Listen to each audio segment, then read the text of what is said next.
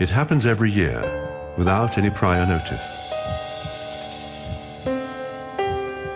In Europe, South America, in far-off Asia, Canada, the US. Anti-Semitism, a phenomenon that is difficult to restrain. Hatred of Jews. This hatred has already led to satanic results. The Holocaust.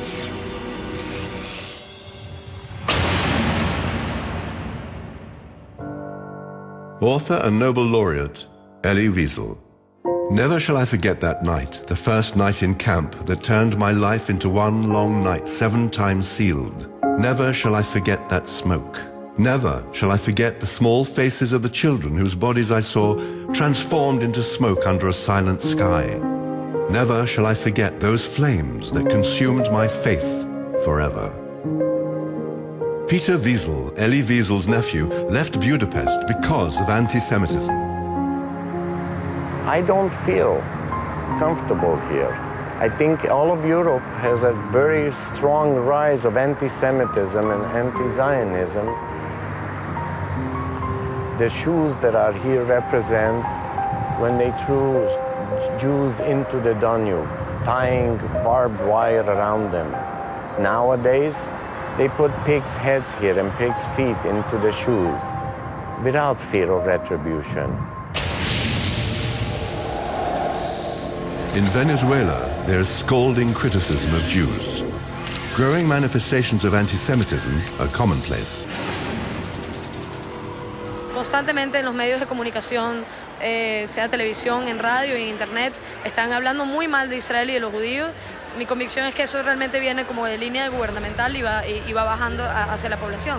In France, too, manifestations of anti-Semitism are sprouting up all over.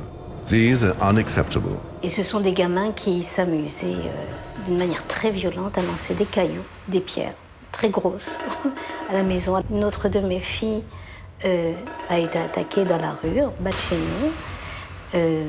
On l'a obligée de se mettre à genoux et de crier « Vive la Palestine », dire à ma fille qui un jour est venue vers moi en disant « Maman, j'aimerais bien ne plus être juive ». Pelevris, a contemporary Greek writer and historian, wrote the book Jews, the Whole Truth. He was accused of anti-Semitism, but was exonerated in court. A Jewish lawyer who closely followed the case noted that anti-Semitism had penetrated everywhere. This is something I find it really very representative of his book. The time has come to give the Jew the designation he deserves. What is he who tortures? What is he who shoots? What is he who murders women or unarmed people? What is he who rapes? What is he who wants to drink our blood? What is he who does all these together? He is the subhuman Jew. Sharansky was a Soviet prisoner of Zion in the Soviet Union. Today, he's standing up to waves of anti-Semitism through every means at his disposal. These are the faces of anti-Semitism. Today, we have to recognize them, we have to understand them, and we have to fight against this new anti-Semitism. Wherever anti-Semitism begins to emerge, we must address it seriously and try to uproot it, for our sakes and for the good of humanity. Because you can identify how and where it begins. How it can end, we all know. This child who saw death in front of his eyes fled with his brother from the death camps. Later on, he stood before Jewish leaders and said, "This child in the picture, that's me.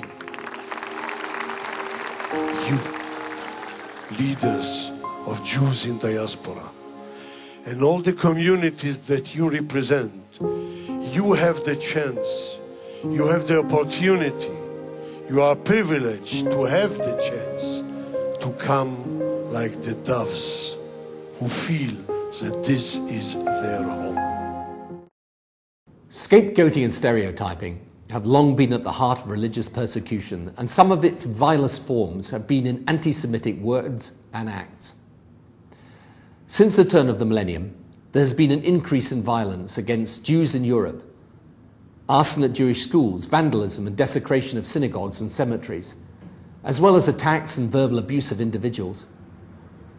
It goes without saying that we are all shamed by these incidents, but they are promoted by a small minority of extremists who do not represent the wider communities they claim to. These acts are offensive not just to Jews, but to all supporters of religious freedom and tolerance worldwide. I condemn all instances of violence and discrimination against individuals and groups because of their faith or belief, wherever they occur and whatever the religion of the individual or group concerned. A few years before I became the world chairman of Keren Hayesod, I served as a minister in the Israeli government. On the day of swearing in to become a minister, my father, who is a Holocaust survivor, told me about his childhood. He told me how he saw his father being killed by the Germans, how he had to hide himself, to look for shelters for years. And he said, you know, as a child, I didn't have childhood. I couldn't imagine myself growing up, having a family, having a son. And if somebody would have told me that I'm going to have a son that will be a minister, and a minister in the Jewish state, I couldn't even imagine something like this being happening. And that was only 60 and something years ago, not too long. I truly believe that as long as the gates of Jerusalem are open, the gates of Auschwitz will remain closed. And this is what Keren Hayesod is all about. Leading the fight against anti-Semitism, Jewish communities throughout the world must remember that there is one place that must be preserved like the apple of one's eye. There is one place where every Jew, in times of distress, can find a home and feel part of a real, warm and embracing family. The State of Israel.